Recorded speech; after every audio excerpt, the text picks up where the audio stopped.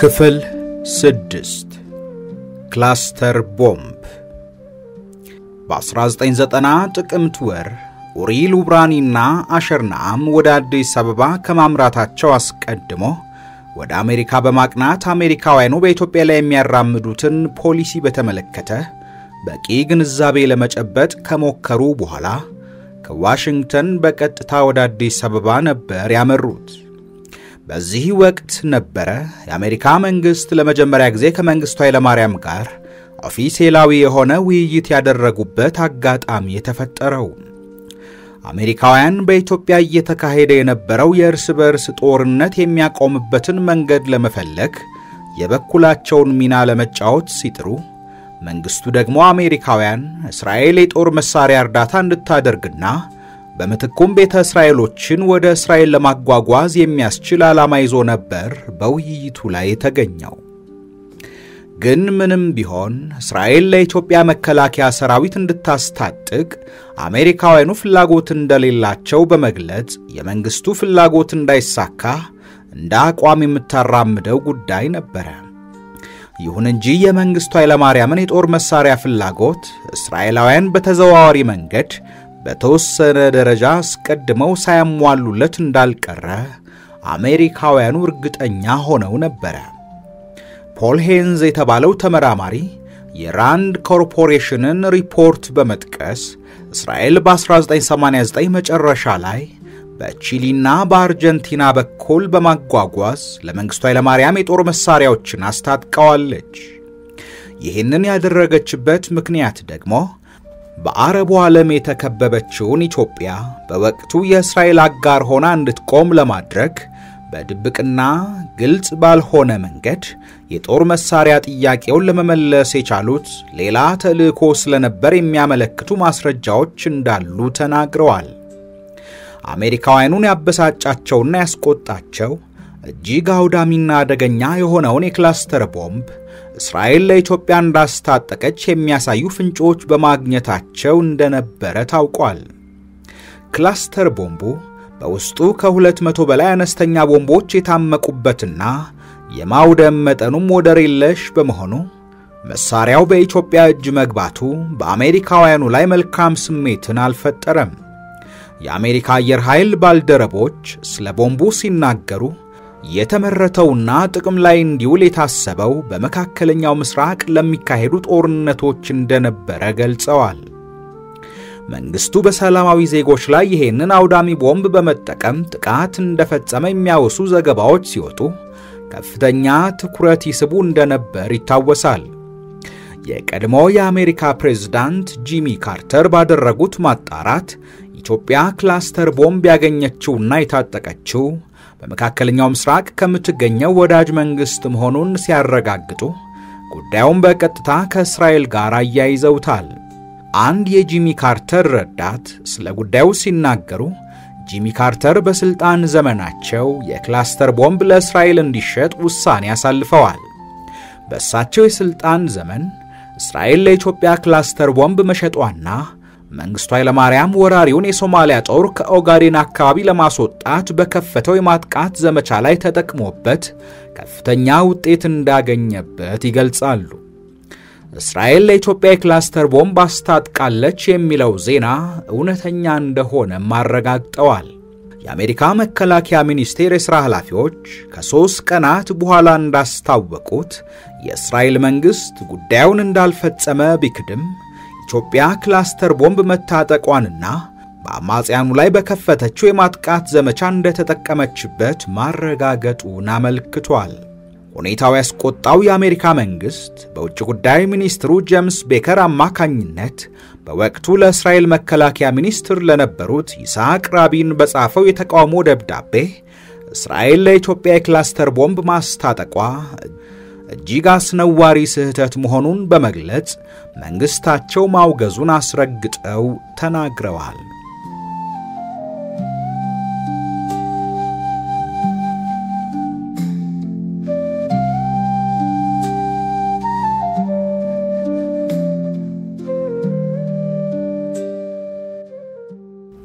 ይስሐቅ ራቢን ለደብዳቤው አጸፋ በሰጡት ምላሽ እስራኤል ለኢትዮጵያ እንደዚህ ያለ የጦር መሳሪያ ለመላኳን ወደፊቱም እንደማታደርገው በመግለጽ የአሜሪካ መንግስት ውንጀላ መሰረተ ቢስ ስለመሆኑ አስተባብለዋል። ይሁን እንጂ በ1989 ዓመተ ምህረት የካቲት 13 ቀን የአፍሪካ ጉዳዮች ንዑስ ኮሚቴ ለአሜሪካ ኮንግረስ እስራኤል ለኢትዮጵያ መንግስት ከመቶ በላይ የክላስተር ቦምቦችን ያስታጠቀች ሲሆን ከዚህ ውስጥ 40 ያህሉ የኢትዮጵያ መንግስት ከአማጽያኑ ጋር በሚያካሂደው ውጊያ ላይ እንደተጠቀመበት የሚገልጽ ሪፖርት አቅርቧል። ሪፖርቱ እስራኤል ለኢትዮጵያ የክላስተር ቦምቡን በቀጥታ አልሰጠችም ይላል። በቺሊ ከሚገኝና የእስራኤል መንግስት በግማሽ ባለይዞታነት ከሚረዳው ካሪዩንስ በተባለ ኢንዱስትሪ በኩል ኢትዮጵያ ግዢ ማስፈጸሚያ የሚሆን ገንዘብ መክፈሏንና መሳሪያውን በዚያው በኩል እንደገባ የሚያመላክቱ የተለያዩ ሪፖርቶችን በማስረጃነት ያያያዘ ነበር። የአሜሪካ ብሔራዊ ደህንነት ምክር ቤት ውስጥ ባለስልጣን የነበሩት ቦብ ፍሬዘር በጉዳዩ ላይ እንደሚናገሩት እስራኤል ከኢትዮጵያ ጋር ዲፕሎማሲያዊ ግንኙነቷን ካደሰች በኋላ ወደ 50,000 የሚጠጉ ጠብመንጃዎችን ለኢትዮጵያ መስጠቷንና ተጨማሪ ወታደራዊ ድጋፍ ማድረጓን የሚያሳዩ ግን ያልተረጋገጡ መረጃዎች የአሜሪካ መንግስት እንደነበረው አስታውቀዋል። የእስራኤል መንግስት ውንጀላውን በተደጋጋሚ ቢያስተባብልም በዓለም አቀፍ መገናኛ ብዙሃን በስፋት እንደተዘገበው እስራኤል ለኢትዮጵያ መንግስት በህገወጥ መንገድ የማስታጠቋ ዜና የጦር ኃይሉን የውጊያ ሞራል ለማነቃቃት እንደ ጥሩ አጋጣሚ ተጠቅሞበታል። የእስራኤል መንግስት የኢትዮጵያን የጦር መሳሪያ ፍላጎት ለማሟላት የፈጸመው ተግባር ከጥርጣሬ ያልዘለለ ይሁን አይሆን የሚታወቅ ነገር እስካሁን ድረስ ባይኖርም ኢትዮጵያ ግን በወቅቱ ከአማጽያኑ ጋር ስታካሂደው በነበረው ውጊያ የክላስተር ቦምብ መጠቀሟን የአማጽያኑ ወገኖች በእርግጠኝነት ይናገራሉ። የክላስተር ቦምብ ስለመጠቀሟ አማጽያኑ ከሚሰጡት ምላሽ በቀር የተብራራ ማስረጃ ማግኘት አይቻልም።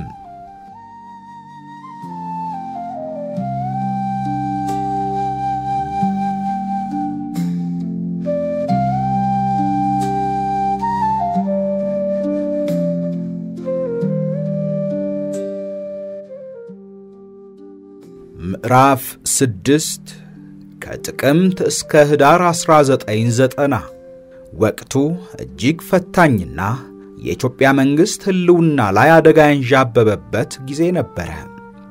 የዚህ ቀውስ ብቸኛ የመውጫ መንገድ ተደርጎ የሚታየው ኢትዮጵያ ከአሜሪካና ከእስራኤል ጋር ያላትን ግንኙነት ማደስ ብቻ በመሆኑ ቤተ እስራኤላውያንን በማጓጓዙ አጋጣሚ ለመጠቀም ጥረት ማድረግ የተጀመረበት ወቅት ነው። ይህ ሆን ዘንድ የእስራኤል መንግስት ኢትዮጵያ ከአሜሪካ ጋር ያላትን ግንኙነት እንድታጠናክርና የአገናኝነት ሚና በመጫወት በኢትዮጵያ ያሉ ቤተ እስራኤሎችን በማጓጓዝ የሰጥቶ መቀበል ፖለቲካን ማራመድ የግድ የሚልበት ወሳኝ ወቅት ላይ ሆኖ ነበር። ይህ የፖለቲካ ጥረት እየተከናወነ ባለበት ወቅት በጎንደርና በሰሜን ኢትዮጵያ ዙሪያ የሚገኙ ፈላሾች በአዲስ አበባ ተሰባስበው ወደ እስራኤል እስኪጓጓዙ ድረስ ከወትሮ በተለየ መልኩ አጠቃላይ በማህበራዊ ህይወታቸው በሞራል እሴቶቻቸውና በማንነታቸው ላይ አንዣበበ አደጋ ገጥሟቸው ነበር። ይህን መሰሉ የሞራልና የማንነት ጥቃት ያንዣበበባቸው ቤተ እስራኤላውያንን ለማጓጓዝ በጋራ ይሰሩ ከነበሩ ተቀማጭነታቸው አሜሪካ የሆኑ ሁለት ተቋማት በመካከላቸው በተፈጠረው የሥራ ለመግባባት ጉዞ ባልታሰበ ፍጥነት እየተንከባለለ ወደ መቆም የደረሰበት እጅግ ፈታኝ ሁኔታ ተፈጠረ። ፍቅር እንደገና የአሜሪካና የመንግስቱ ኃይለማርያም ግንኙነትና ወዳጅነት መሻሻል። እስራኤሎች ከመንግስቱ ኃይለማርያም መንግስት የሚፈልጉትን ጥቅም ለማግኘት አሜሪካውያን ባለስልጣናት ከኢትዮጵያ መንግስት ጋር ያላቸውን ግንኙነት የሚያጠናክሩበትና ለመንግስቱ ኃይለማርያም መንግስት የተለያዩ ድጋፎችና እርዳታዎችን እንዲሰጡ ማግባባት እንዳለባቸው አምነዋል። ይህንኑ ዲፕሎማሲያዊ ሽምግልና ለማካሄድ ደግሞ እስራኤል ሁነኛ ሰውየዋን ሪዩቫን ሚርሃቭን ወደ ዋሽንግተን ልካ በወቅቱ የአሜሪካ ውጭ ጉዳይ ሚኒስቴር የአፍሪካ ጉዳዮች ረዳት ሚኒስትር ከነበረው ሄርማን ኮሆን ጋር እንዲመካከሩ አድርጋለች። ሪዩቫን ሚርሃቭ ከሄርማን ኮሆን ጋር ተገናኝቶ ሲወያይ ከቅርብ ጊዜ ወዲህ የኢትዮጵያ መንግስት ከአሜሪካ ጋር ያለውን ቀዝቃዛ ወዳጅነት ለማጠናከር እየወሰዳቸው ያሉትን አወንታዊ እርምጃዎች በመዘርዘር አሜሪካ በምትኩም የኢትዮጵያ መንግስት ለሚያስፈልገው ድጋፍ የፖለቲካ ይሁንታ በመስጠት አጸፋዋን ትመልስ ዘንድ ነበር ያመለከተው። የሚርሃቭን ገለጻ በሚገባ ያደመጠው ሄርማን ኮሄን አሜሪካ ከኢትዮጵያ ጋር ያላት ግንኙነት ከጊዜ ወደ ጊዜ እየተሻሻለ መምጣቱን እንደሚያውቅ በመግለጽ የእስራኤል መንግስት ቤተ እስራኤሎችን ወደ እስራኤል ለማጓጓዝ የጀመረው ጥረት ከግብ ይደርስ ዘንድ አሜሪካ እገዛ እንደምታደርግ ቃል ገባላቸው። ከዚህም በተጨማሪ የእስራኤል መንግስት ቤተ እስራኤሎችን ከኢትዮጵያ ወደ እስራኤል ለማጓጓዝ እያደረገ ባለው ጥረት ውስጥ የእስራኤል መንግስት ከኢትዮጵያ መንግስት ጋር ያለው ትብብር የት ድረስ እንደሆነ ሪዩቫን ሚርሃቭ ማብራሪያ ይሰጠው ዘንድ ጠይቋል። የሄርማን ኮሄንን ጥያቄ በሚገባ የተገነዘበው ሪዩቫን ሚርሃቭ አሜሪካ በግልጽ 100% እርግጠኛ ሆና ልታምነው የሚገባው እውነት ቢኖር የእስራኤል መንግስት በፍጹም ለኢትዮጵያ መንግስት ጦርነት ማካሄጃ የጦር መሳሪያ ድጋፍና ወታደራዊ እርዳታ አትሰጥም። እስራኤል ከኢትዮጵያ መንግስት ጋር በጤና፣ በግብርና፣ በኢኮኖሚና በንግድ ዘርፎች አብሮ በመስራት እንዲሁም ለኢትዮጵያ የግብርና ምርቶች ገበያ ማፈላለግ ላይ ያተኮረ ግንኙነት እንዳላት ሪዩቫን ሚርሃቭ በስፋት አብራርቷል።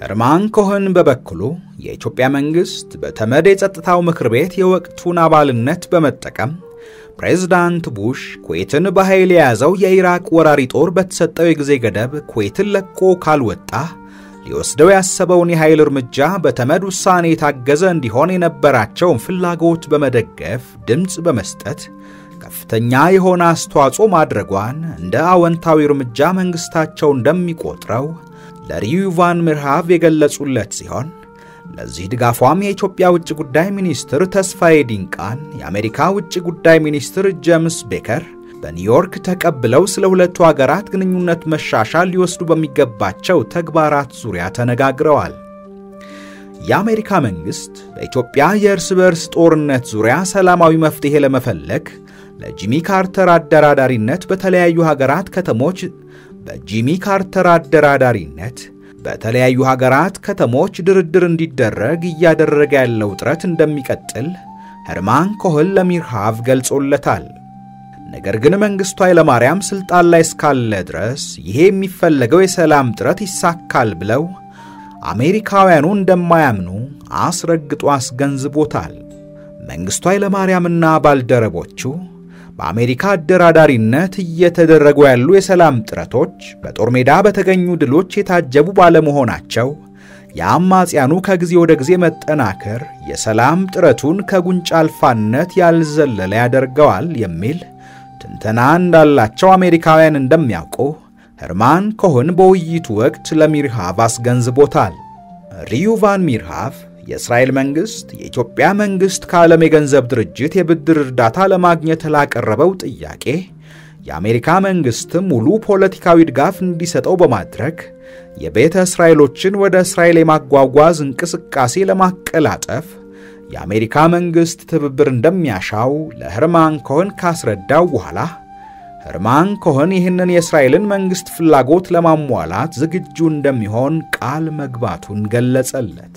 ሄርማን ኮሄን ራሱ አይሁዳዊ በመሆኑ ቤተ እስራኤሎችን ወደ እስራኤል ለማጓጓዝ እየተደረገ ያለውን ጥረት የአሜሪካ መንግስት እንደ ሰብአዊ መብት ማረጋገጫ ያየዋል።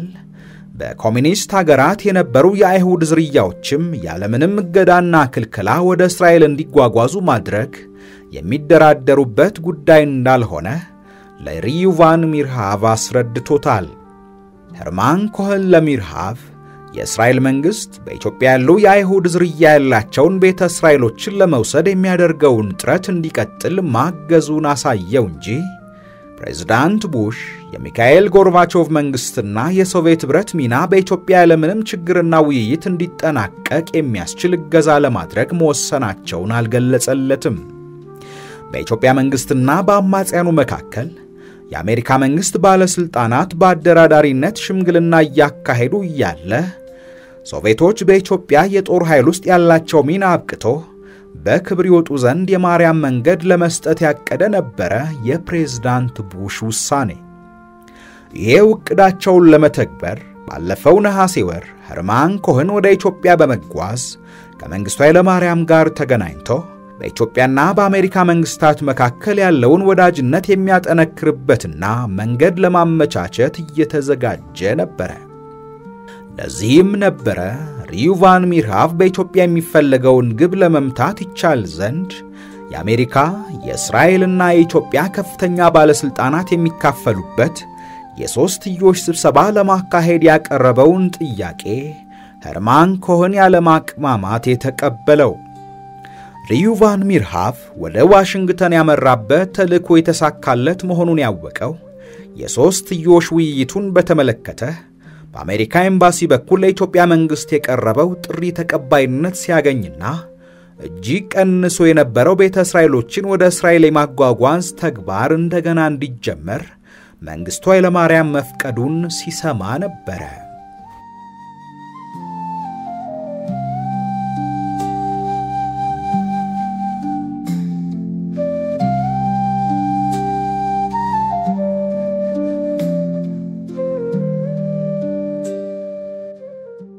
አስቸጋሪ ወቅት ነበር።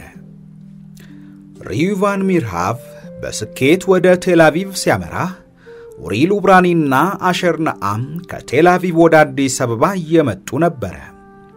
ሁለቱ እስራኤላውያን ዲፕሎማቶች ኡሪ ሉብራኒና አሸር ነዓም በኖቬምበር 8 1990 አዲስ አበባ እንደደረሱ እጅግ ውብ ምድረ ግቢ ካለው የሂልተን አዲስ አበባ ሆቴል ምርጥ ማረፊያ ክፍሎች ሁለቱን ይዘው ስራቸውን ለመጀመር ሲዘጋጁ፣ በአንጻሩ ደግሞ ለወራት ወደ እስራኤል ለመጓጓዝ በአዲስ አበባ በስተ ሰሜን ከሚገኘው የእስራኤል ኤምባሲ ዙሪያ የሰፈሩ ቤተ እስራኤሎች ሕይወታቸው አስቸጋሪ ፈተና ውስጥ ይገኝ ነበር። ሉብራኒ ቤተ እስራኤሎቹ በጊዜያዊነት የሚኖሩባቸው መንደሮች ከጎበኘና ያጋጠማቸው ያለውን ፈተና ከተረዳ በኋላ በዚህ መሰል አስቸጋሪ ሁኔታ ውስጥ መኖራቸው እጅግ እስከሚዘገንነው ድረስ ነው አስደንጋጭ የሆነበት። ብዙዎቹ ቤተ እስራኤላውያን አባወራዎች ቤተሰባቸውን የማስተዳደር ኃላፊነት ያለባቸው ስለሆነ በኤምባሲው በኩል የሚሰጣቸውን ወርሃዊ ደሞዝ ክፍያ ድጎማ የሚቀበሉት እነርሱ ናቸው። ይሁን እንጂ እነዚህ አባወራዎች የሚያገኙትን ገንዘብ ተቀብለው ለታለመለት ዓላማ ብቻ እንዲውል አያደርጉም ነበር።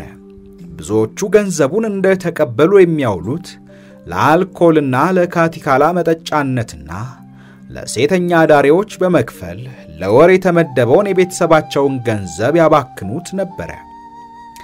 አንድ አሜሪካዊ የእርዳታ ሰራተኛ እንደተናገረው በአዲስ አበባ ሴተኛ ዳሪዎችን $1 ባነሰ ክፍያ ልታገኝ ትችላለህ።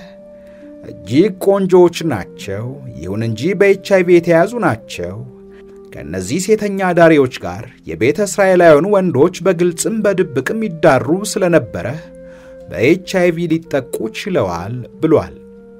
በአዲስ አበባ ተመድቦ ይሰራ የነበረ ሌላ እስራኤላዊ ዲፕሎማት በበኩሉ በአዲስ አበባ የሰፈሩት ቤተ እስራኤላውያን ሕይወታቸው ከጊዜ ወደ ጊዜ መናጋት በመጀመሩ በማህበረሰቡ ዘንድ ለዘመናት የቆዩ ማህበራዊ ፋይዳቸው የጎላ እሴቶቻቸው በሙሉ ቀስ በቀስ ተበላሹ። በወቅቱ በየመንደሩ አልኮል የሚሸጥባቸው ግሮሰሪዎች እምብዛም ብዙ አልነበሩም። ነገር ግን በሁሉም የአዲስ አበባ አካባቢዎች የሚገኙ የወሲብ ንግዶች ግን ይህን ያክል ያልነበሩ ቢሆኑም ጦርነት ያስከተለው ማህበራዊ ቀውስ ግን ዝሙትን እንደ መተዳደሪያ ሥራ የሚቆጥር የህብረተሰብ አካል እንዲፈጠር አድርጓል። ይህ የህብረተሰብ ክፍል ወደሚገኝበት ስፍራ የሚንቀሳቀሱ ቤተ እስራኤላውያን ሙሉ በሙሉ ዝሙትን ወደ መፈጸም በመሸጋገራቸው ማህበራዊ ፋይዳቸው ላይ የራሱን ጥቁር ነጥብ ሊጥል ችሏል ብለዋል። በአዲስ አበባ ለወራት ሰፍረው ወደ እስራኤል መሄዳቸውን የሚጠባበቁ ቤተ እስራኤላውያን የአዲስ አበባ ነዋሪ ከሆነው ኢትዮጵያዊ ጋር በመጋባትና በመወዳጀት ቤተ እስራኤላዊ ያልሆኑ ሰዎች ወደ እስራኤል እንዲጓጓዙ የማድረግ ተግባር በብዛት እንዲፈጠሩ ያደረጉ ከልምድና ከባህል ወግ ያፈነገጡ እርምጃዎች መታየት ጀመሩ። ቤተ እስራኤላዊ ባሎች ሚስቶቻቸውን በመተው ከአዲስ አበባ ሴቶች ጋር ጋብቻ መመስረት ጀመሩ። ሴት ልጆች ከአዲስ አበባ ወጣት ወንዶች ጋር ተፋቀርን እያሉ በራሳቸው ፈቃድ መጋባት ሆነ ስራቸው። ድርጊቱ ቀደም ባሉ ዓመታት ወደ እስራኤል በተጓዙ በኢትዮጵያውያን አይሁዶች ዘንድ እጅግ አስደንጋጭ ዜና ሆኖ ነበር የሰነበተው። በአዲስ አበባ ወደ እስራኤል ለመጓዝ የሚጠባበቁ ቤተ እስራኤላውያን ዘንድ የነገሰውን ጋብቻ የማፍረስና ፈቶም ሌላ ትዳር የመመስረትን ተግባር ለማቆም በወቅቱ ለቤተ እስራኤላውያኑ አስፈላጊ ድጋፍና እርዳታ ያደርግ የነበረው የጁዊሽ ኤጀንሲ ፍቺን ላለመቀበልና ዕውቅናም ላለመስጠት አቋም ያዘ። ነገር ግን ይህንን ቀውስ በቁጥጥር ስር ሊያውል አልቻለም። ይህ ማኅበራዊ መናጋት እስካሁን ድረስ በቤተ እስራኤሎቹ ዘንድ ያልጠገገ ቁስል ትቶ ይገኛል።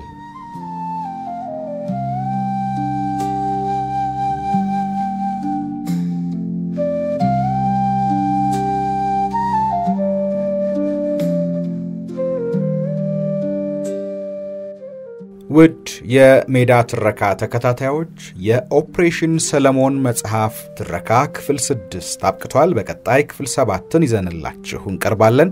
ውድ ቤተሰቦቻችን ቻናላችንን ሰብስክራይብ፣ ላይክ፣ ሼር እንድታደርጉ ሐሳብ አስተያየቶቻችሁንም እንድታጋሩን በአክብሮት እንጠይቃለን።